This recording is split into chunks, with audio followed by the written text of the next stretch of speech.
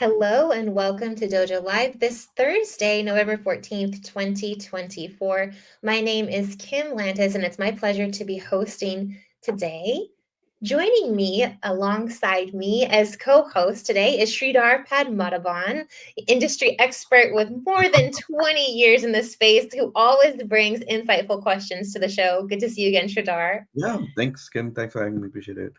No, my pleasure. And of course, it's my pleasure to introduce our guest today, Callum McPherson, who is CEO of Obvlo. Callum, thank you so much for joining us on Dojo Live. We're really excited to get to know you, your product, and how you're impacting the industry. Yeah, thanks, guys. Thanks for having me. Yeah, it's going to be a super fun conversation because today's conversation is all about how AI, there's that word again, AI meets hospitality, crafting personalized experiences at record speeds. So Callum will be joining us to reveal how AI is ushering the next generation of hotel guidebooks, providing tailored and personalized, localized experiences. Callum, to kick us off, if you could please just first start by sharing a bit about your background and what inspired you to embark on this journey of ultimately creating Obvlo. Thank you. Yeah, thanks, guys. Yeah, definitely not a linear path, as I'm sure is often the case with these things.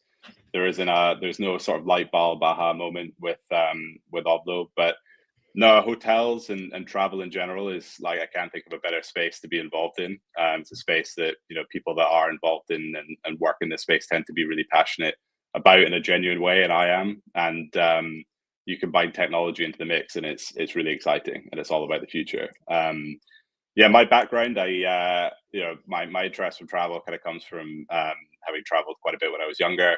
I've done some big kind of expeditions. I drove once from Scotland to South Africa, 15,000 miles, 20 countries or so when I was about 22, and then kind of kept going for as long as I could. I then funded that through working in hotels, and I did the night audit in hotels, sort of 12-hour overnight shifts. I was told at the time that was like a good way to cut your teeth in the industry if you want to work in that industry. I'm actually not sure that's true because I haven't met too many other people that have done it. But yeah, that was where my interest kind of came from. And then from there, I ended up working in technology, in financial technology, using bank data for identity and credit risk and that kind of thing, which really is where my eyes were open to the power of data and how we can use data to understand people better. And long story short, that's what took us into Obvlo. Really was looking for opportunities to apply that within travel, and it's a space that has such a long way to go. The travel industry in general has such a hunger for personalization and experience, and that needs to be fueled by data. But obviously, as everyone's talking about right now, that data is kind of all over the place. It's hard to come by. You need a good reason to ask for it and to get it. And then what do you do with it? How do you actually create these kind of personalized experiences that everyone's talking about? So yeah, long story short, that's how we ended up here. Then it's been just been a journey over the last couple of years, really. Amazing. I'm curious about Obvlo's core mission. I've heard this word a couple times now, personalization, experiences. How are you reimagining the guest experience?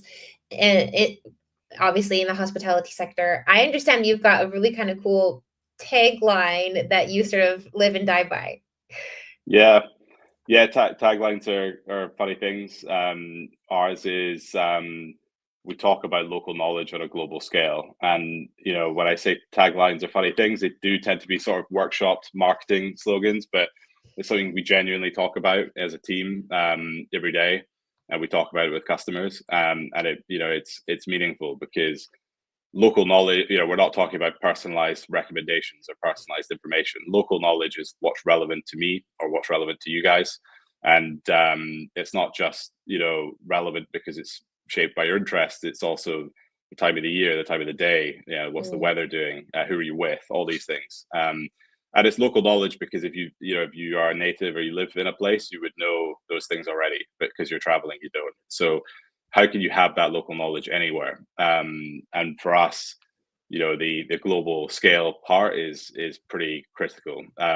We work with travel brands and hotels who are present all over the world, and you know, for them, knowing one place is possible.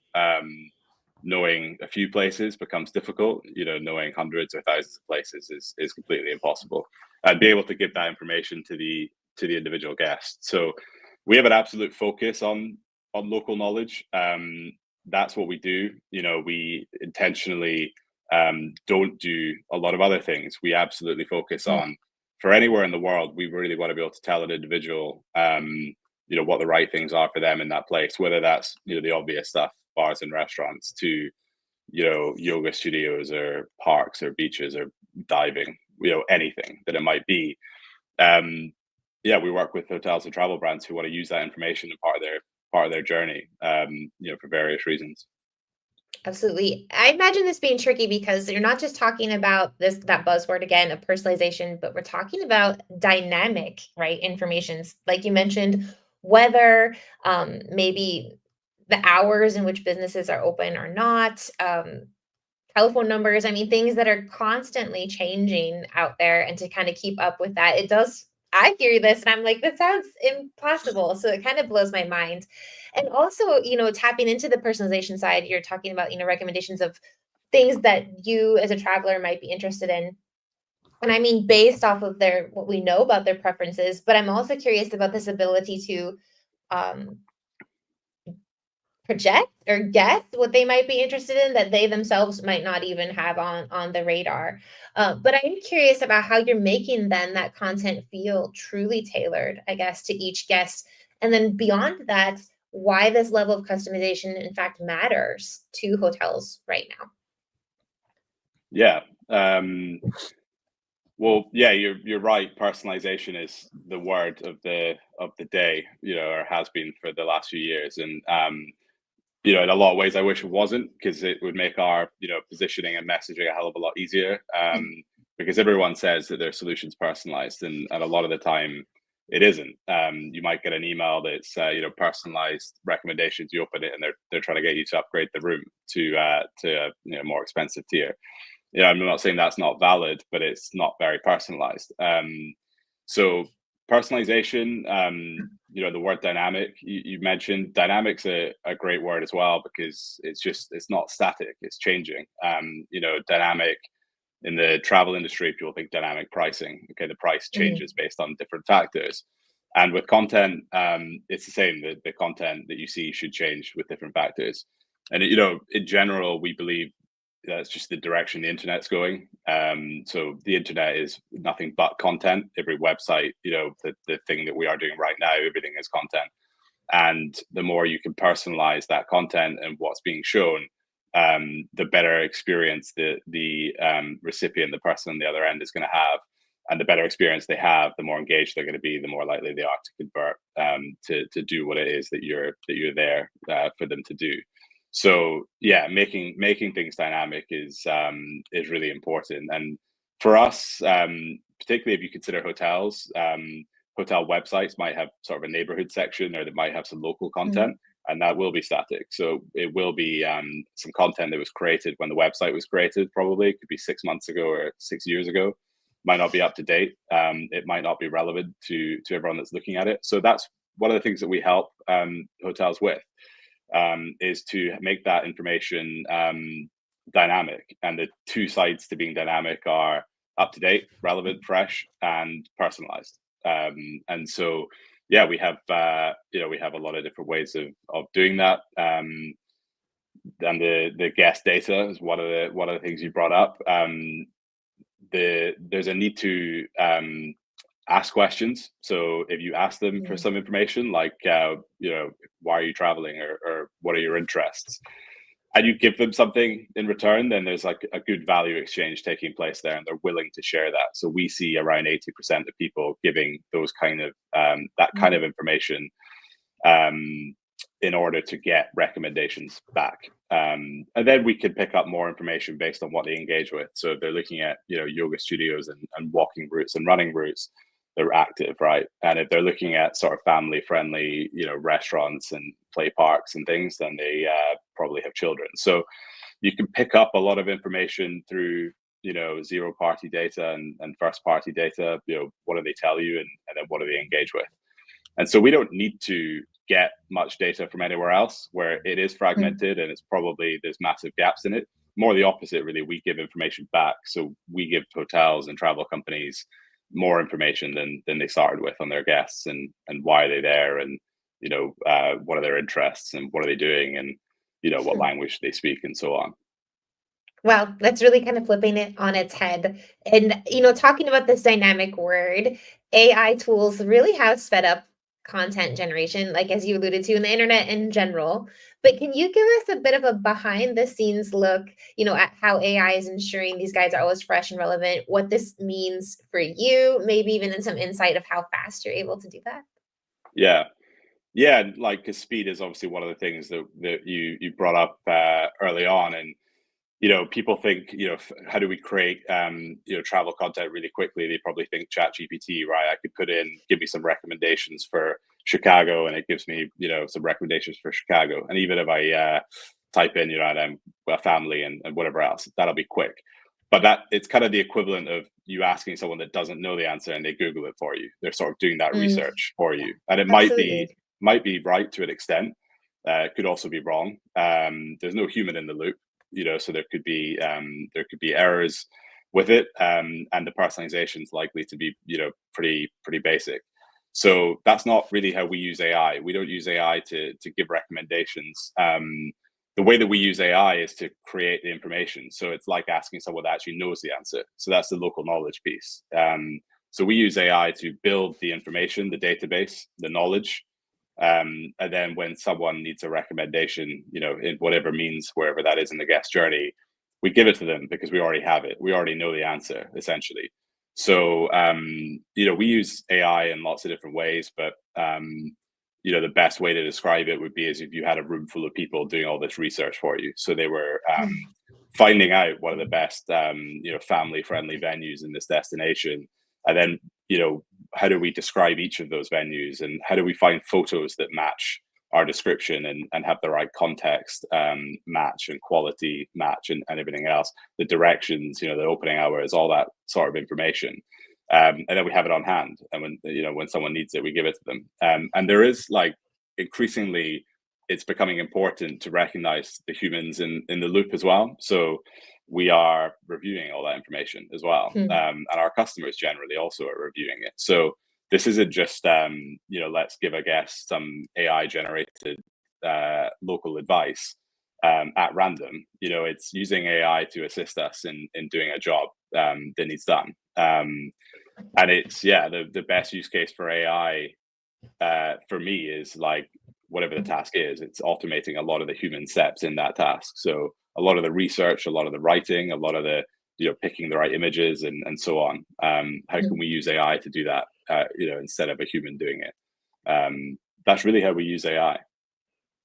Absolutely. That's amazing. Sridhar, what are your takes on this conversation so far? Oh, I think you're muted. So, thanks, Kim. So a couple of interesting things come to mind, Callum. One is that the Sabre Hospitalities of the world are trying to create a platform which they already sell to their customers, where they can hopefully upsell and make available these same attractions, right? But they've traditionally not been very good at getting to that point, right? Separately, the hotels themselves are more interested in maybe taking a share of wallet, if possible, of everything the customer does after they come to the hotel, right? Hail a cab, call the concierge, do whatever, but share of wallet. Now, there are, such as other companies as well trying to do the same thing. Now, I'm just curious about which way you see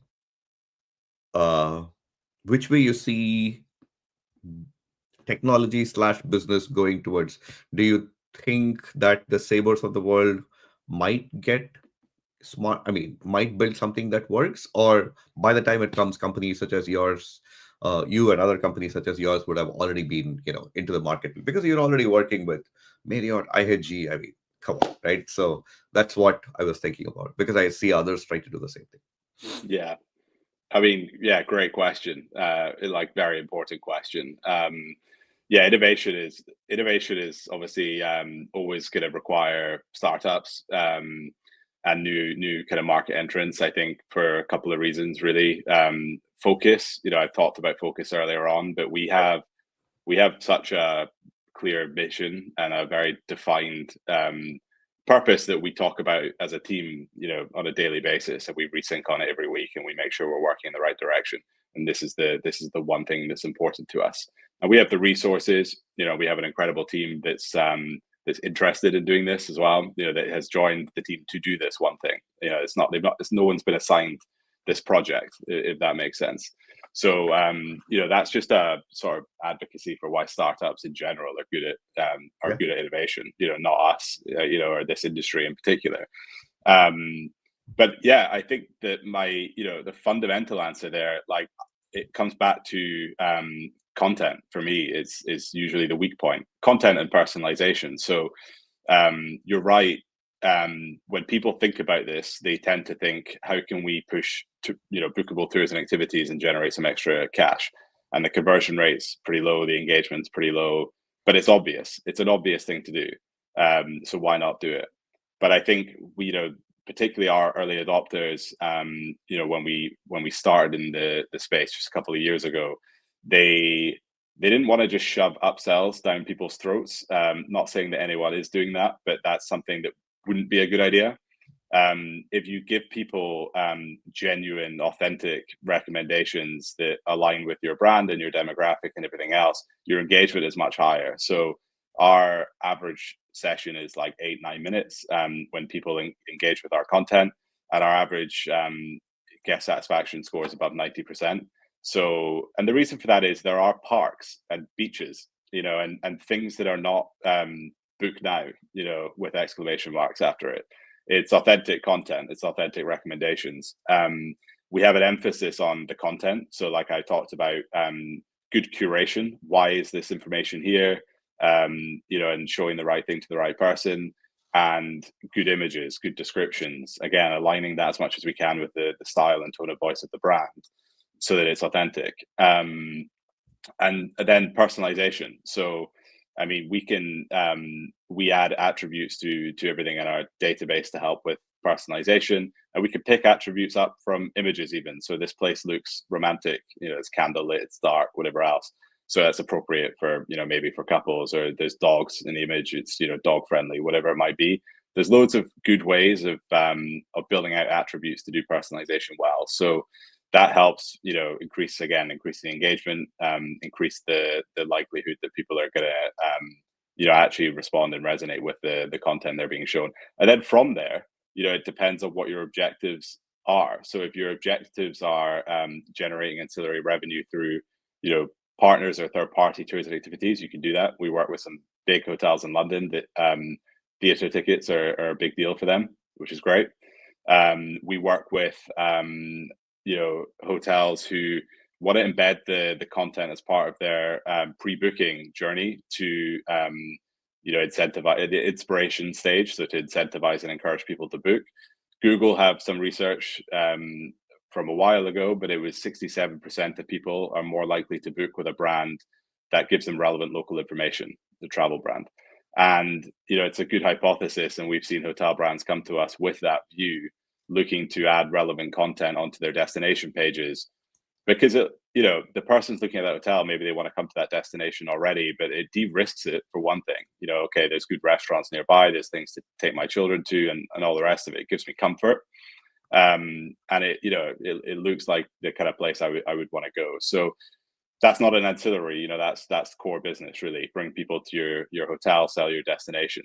And then, beyond that, when we add this kind of content to a hotel website, for example, you can then, add events to your Google Analytics, and now that this person on your website is traveling as a couple, and you can actually improve your remarketing to them and increase the conversion rate there, or build new audience segments for your targeted marketing. So there's lots of ways in which to drive essentially ROI and business value from this kind of thing. I think for me, it's getting way deeper into it than just thinking, let's sell them a tour or activity. I think it goes way beyond that, in my view. It's how do we give, again, it's back to that local knowledge piece. If we are, as a host, if we're a really good host and we share, authentic local advice, and we help our guests settle into this destination that we are their host in, there's lots of value that we can then derive from that at the end of the day.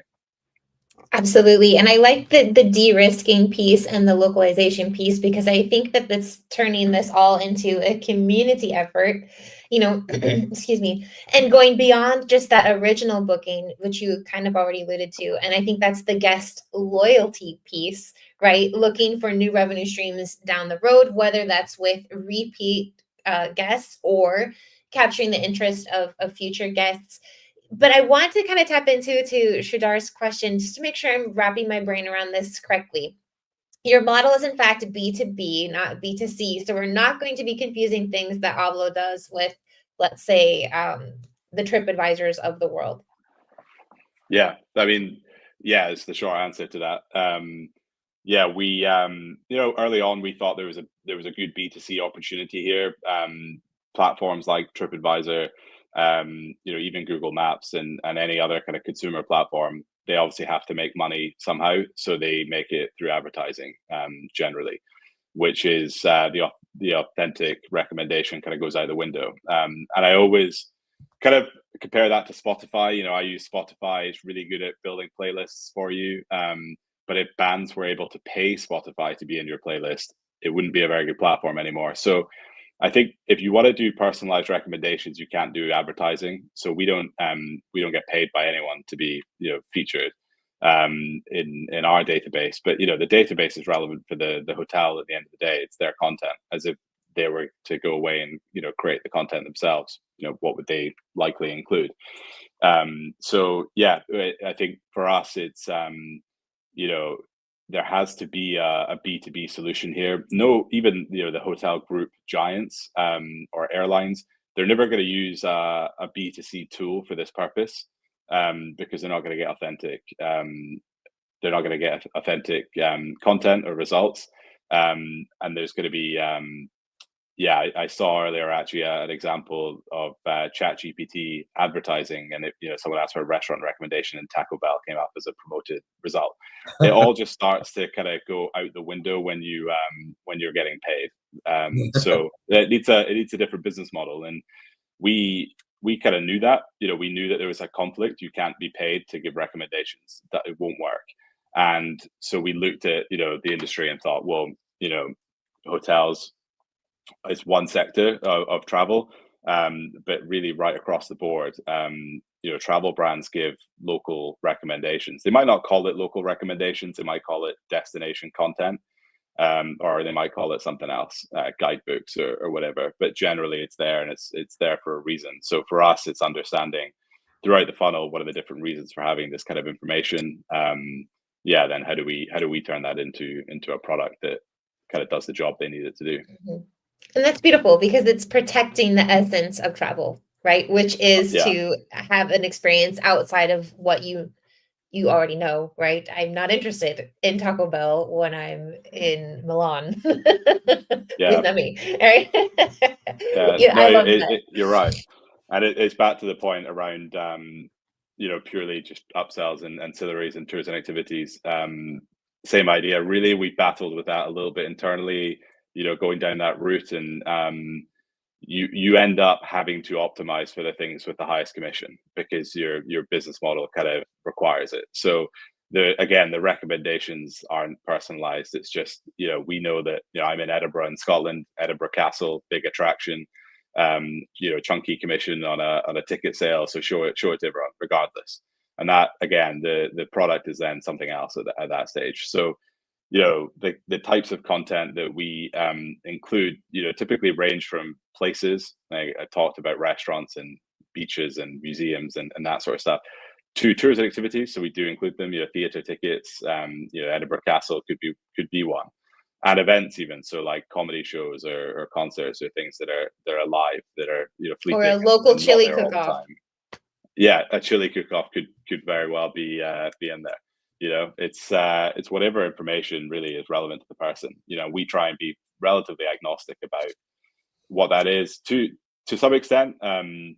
But you mentioned the sort of community aspect as well, and the kind of heart and soul of it. And we do we do a lot of sentiment analysis to try and avoid international chains. For example, you're not going to really find Starbucks or McDonald's or that kind of thing. But if somebody wants it, we'll make it available. But it's our intention to kind of promote local businesses and local spots as much as we can.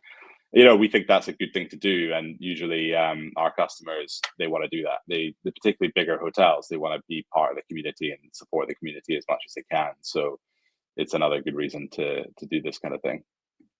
Absolutely. Do you have measurable results that you can share with us in terms of the hotels who are utilizing, I'm going to correct me if I'm wrong, but this kind of white labeled guidebook that they're able to create? What kind of results are you seeing for the hotels, and maybe even the local communities? Yeah, well, there's we've kind of touched on this a little bit. There's two stages primarily where we sit. So we'll be adopted either for like a top of the funnel benefit, embed the content into the hotel website. We have a few different ways that we do that to try and inspire the people to come to the hotel. And the second use case is to use it inside of a hotel as a means to give recommendations in a really efficient way. So particularly for us, tends to be big hotels, city center hotels, who have a high level of sort of service expectation, but not the staffing levels necessarily to deliver that. So, starting with them, the two metrics that I shared earlier, really guest satisfaction and time, engagement, essentially. So are we delivering, if I was to condense it to a sentence, it's a better level of service with less effort. And so we measure the satisfaction and the time that's spent in there. And we share that with the hotel as sort of the primary indicators of success. And then at the top of the funnel, in terms of inspiration, there's a few. We just had a group come on board with us whose goal is to increase the average length of stay. And they've done research and surveys and things, and they know that people that come to their hotel that stay longer do more things around the hotel, right? They have about 10 hotels, this group, and that is their reason to use the solution. So increasing the length of stay is what's important to them. And in general, we track the revenue and the booking rate of those that interact with the content versus those that don't, and it's higher. I wouldn't say that's testament to our product, but I think ultimately it's testament to good content, and you could get it a different way. You don't have to use our product. If you have really good local content on your website and people engage with it, they probably are going to book higher. That's not really rocket science. But how do you do that in a way that's sustainable and scalable and high quality? That is where we come in. If you are, I know hotel groups who try and create local guides when they launch a new destination, and then they turn around a month later and something's changed and that content's wrong, and they said this place opens at 7, but now it opens at 8 or whatever. So yeah, for them it's about how do we measure the success of people that interact with this content, and what do they go on to do essentially. The third use case really is back to that loyalty point. It's the data that we share back to the hotel. So any given week we have a pretty good idea of the demographics and behaviors of the guests in the hotel based on their interactions. And we have a portal that our customers log into where they can access that data, or it could be shared back to a CRM or PMS or whatever BI tool, whatever they're using. And that data then can be used to refine targeting and improve return on ad spend and so on. So, it often depends on the department we're working with. We tend to work either with a marketing team or an ops team. And then, we go from there with what are their goals. All right. We're coming to our kind of final minutes of the show. Sridhar, what else would you like to pick out of Callum's brain today? Are there different parts of the world where this works better for either AI or better for you as a company or better for the brands that you're working with? Yeah, that's a great question as well, because it ties into the whole local knowledge on a global scale piece. Global scale is really important, and that is again where our systems are not limited to any, you know, 1 or 10 sources of information. So when we have a client in a new destination, which could be anywhere in the world, we don't pull information from existing databases. We again automate the research of that destination in the same way that humans would. So we're looking at anything that's out there. So you know, we pick up a small town in Canada and we are reading, you know, any travel blog or any, you know, social media or Condé Nast or, you know, the New York Times or anyone that's ever written, you know, about that place. And we're researching all the information that's out there. What we're not doing is using Google Maps API or TripAdvisor API or some tour activities provider API to pull in whatever's available. We're not doing that. That's where it would be limited. And so yeah, to this day, we've not had an issue. I'm sure there are parts of the world that are pretty untouched, but you know, these days there's not many, sadly. So yeah, there's information out there for everywhere. There's a limit to that, obviously. If it's a small kind of one horse town, there's not going to be masses of information. So personalization becomes pretty difficult. But you know, you got to kind of work with what's there. So you know, if there's only one bar in that town, you know, that's what you're getting, basically. Yeah, fair enough.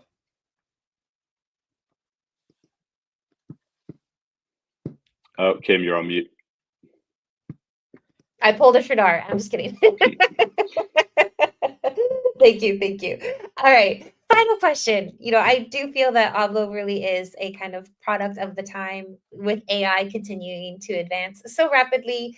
I'm curious as to where you see the future of personalized hotel experiences heading and what's next for you as a company. What kind of innovations can we look forward to? Yeah, the two kind of the two big things we're working on right now. One is about the adapting more and more to the hotel. So particularly as we have some clients in the luxury end of the market that we're starting to work with, we're a lot more considered around their authentic tone of voice and style and that kind of thing, making sure we really adapt to their brand. Whereas, you know, previously we've worked with a lot of hotels where they'll very happily, you know, share information that we provided to them without a lot of modifications. So it's going from a database of content to kind of more of an AI agent model where we're building quite unique content for each hotel, and have each hotel, not even group, but a hotel within that group really having their own dedicated library that's very, very bespoke to them. And that again is the direction of travel we kind of saw coming, but it's now kind of catching up as becoming a priority.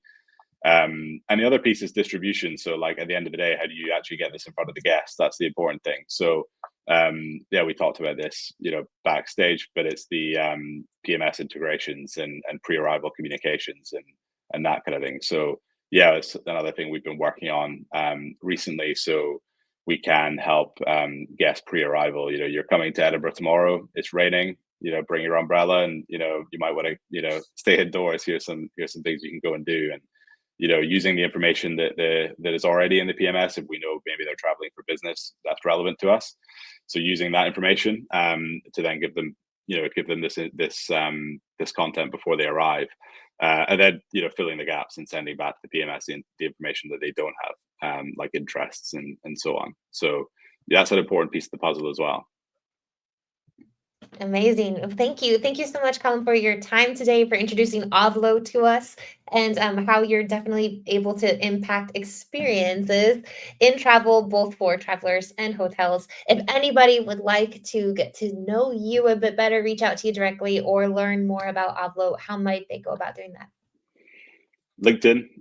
I'm on LinkedIn all the time. So yeah, connect with me there. I would say our website is a work in progress. So we have a new website coming out in a month or so, but you can find us at obvlo.com as well. All right. Thank you. Thank you, Shadar, as always, for co-hosting today. And we wish you, Callum, the best of luck. Stick around here for just a moment as we go off air. But before we do, we'd like to announce that we've got an unusual day of the week for a Dojo Live show this week. That is a Friday. Tomorrow on Friday at 10 o'clock a.m. Pacific, we're going to be recapping the Hospitality Show 2024 with breakthroughs and predictions. So please join Sridhar and myself as we speak with Scott Pasillo of Sabre, and as well as Josh Graham of Cloudbeds. Okay. So it's going to be a really, really interesting conversation as we look at what they saw from the show, what their companies were featuring at the show, and of course, where we have our predictions of what's next for 2025 based off of all the cool technology and conversations that took place. So see you then. Thank you again, Callum, Sridhar. Thanks, Stay guys. safe, everyone. Thank you. Thanks.